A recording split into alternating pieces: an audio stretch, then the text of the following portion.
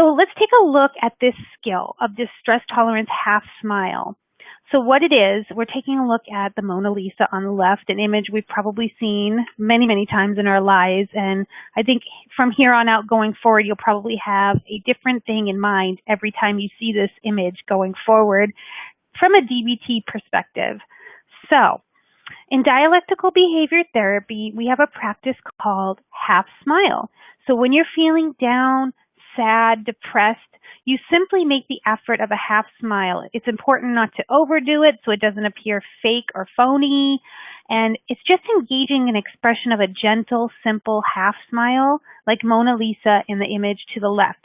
So before I advance to the next slide, I encourage you to take a look at the image of the Mona Lisa and attempt to create that facial expression on yourself. And if you have a mirror nearby or can grab one, I would recommend looking in the mirror because it is just a very slight upward curl of the sides of the lips. As you notice, and her eyes are relaxed. We're going to get into the details of this and why it works because, you know, anything that's in DBT that Marsha Linehan has included has been clinically reviewed, studied, tested, tried.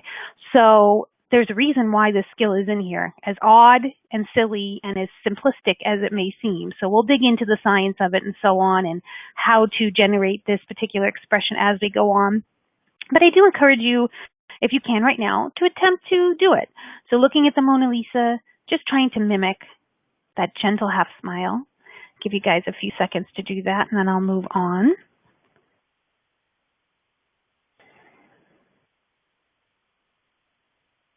Okay, so the reason why I have so much on the slides, and Laura, is that there are very specific things that I want to make sure you understand and that are conveyed about this skill. And over time, it just made sense to just get them up on the screen and have them succinct and have them standard so that whenever we get to this week in distress tolerance, they're up there so we make sure we don't miss anything.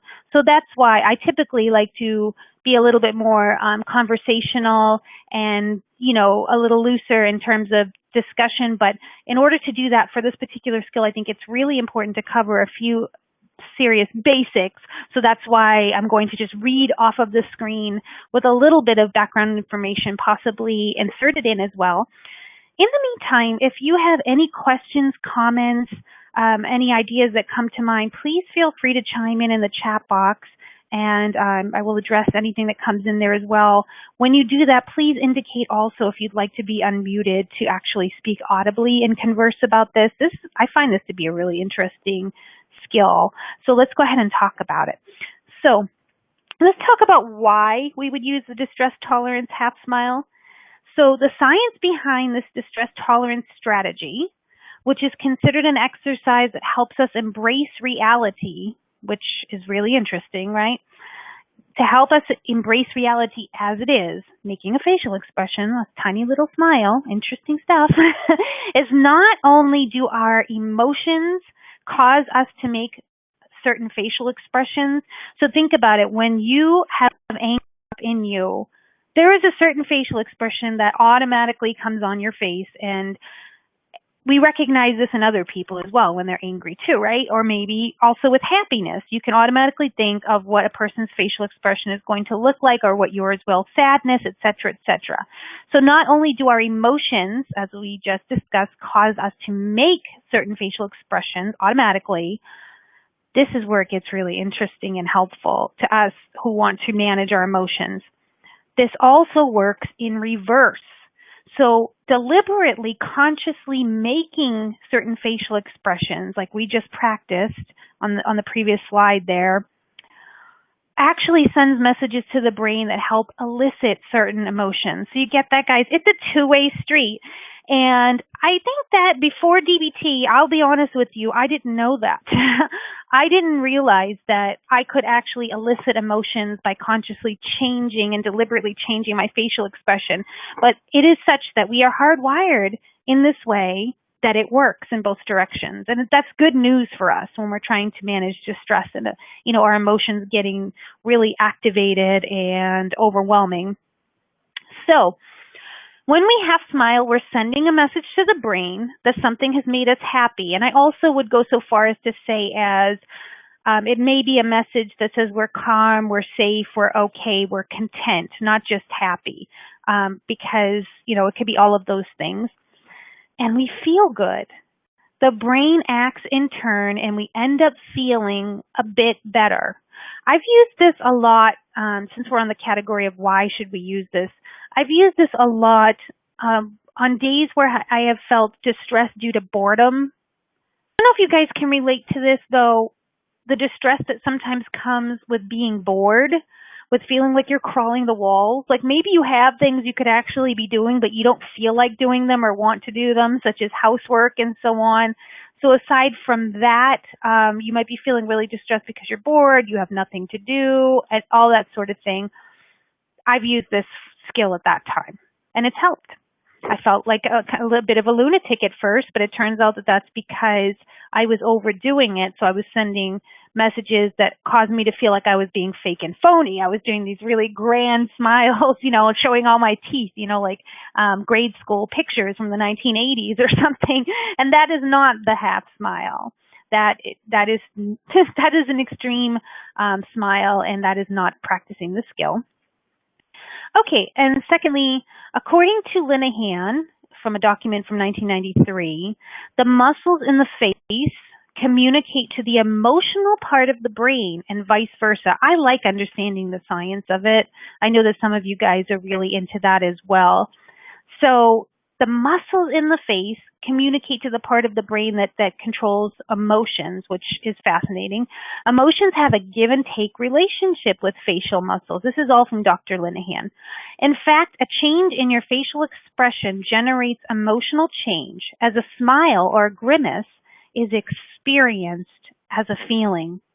The half smile expression physiologically stimulates a serene feeling. And it might not be instant, you guys. I'm going off of the quote for a moment. It might not be instant, and it may take practice, and it may take checking in the mirror to make sure you're not doing the 80s grade school cheesy all teeth smile like I was, to figure out, what you need to do to make it effective. Okay, I'm going back to the quote. When you are relaxed, it is easier to feel serene. Even when you are not relaxed, you can become relaxed by using this serenity and half smile exercise, end quote. Any questions before we go on to the next slide?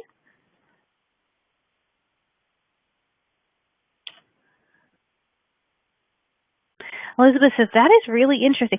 I know I probably sound extremely excited about this, Elizabeth, but honestly I am, because it gives us more power. It gives us tools, and it's something, the way I look at it is it's empowering, because we can't get this from anyone outside of ourselves. This is something that we can initiate and that we can use internally to help ourselves no matter where we are or what's going on. And I find that very empowering, that it's a tool in that regard. So yeah, thank you for sharing. And Elizabeth saying, yes, definitely. So we talked about this a little bit already, but I'll just go over this slide for the sake of just covering everything. So how do we do a half smile? Well, according to Marshall Linehan, like the Mona Lisa's just barely there smile, the half smile is a soft, almost imperceptible smile. The half smile starts with relaxed lips, which turn slightly upward, and a loose jaw, and the eyes are soft and relaxed. So pretty much what you see in the image, but this is a step-by-step from Dr. Linehan. And then she says, then half smile spreads to the whole face as your scalp and neck relax and your shoulders drop. There is this automatic progression of muscle relaxation that starts with the initiation of doing the half smile. So these are some ideas of times when you can actually practice half smile. So you can practice when you first wake up in the morning.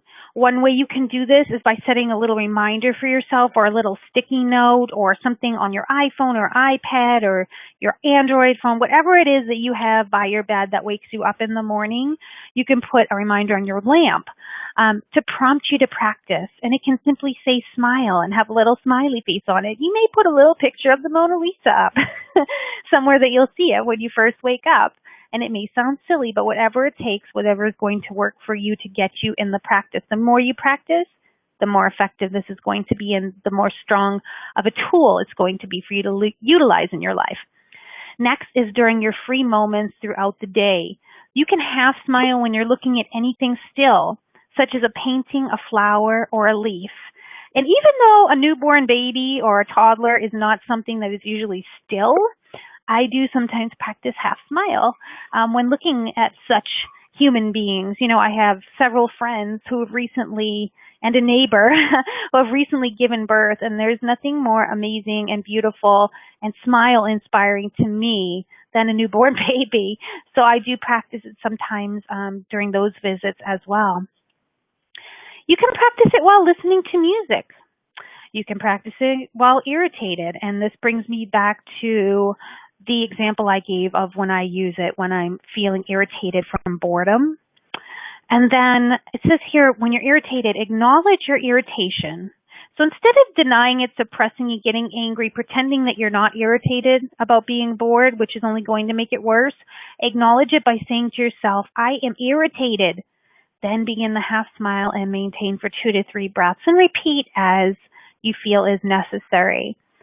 You can practice it when lying down, getting ready for bed, or before getting out of bed in the morning, while seated, and while contemplating the person you hate or despise the most. So when that person comes to mind and you're feeling emotionally activated, you can practice this skill to help calm you so that you're not suffering in that moment quite as much.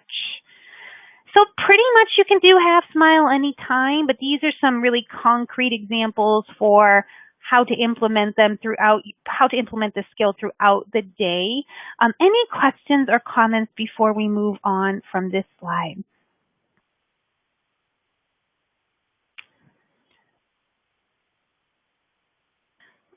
Okay, I am going to advance. If there's a question currently being typed, I will get to it though, so please don't worry.